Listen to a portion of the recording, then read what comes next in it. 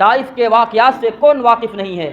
طائف آپ صلی اللہ علیہ وسلم تشریف لے گئے، شاید کہ کچھ لوگ مسلمان ہو جائے، کلمہ پڑھ لے، لیکن وہاں کے لوگوں نے جو سلوک کیا، جو حرکت کی، تاریخ گواہ ہے، تاریخ کے واقعات گواہ ہے، وہ بدسلوکی کی گئی، وہ نشانہ بنایا گیا۔ نہ چاند نے وہ منظر دیکھا، نہ سورج نے وہ منظر دیکھا، نہ زمین نے وہ منظر دیکھا، نہ آسمان نے وہ منظر دیکھا۔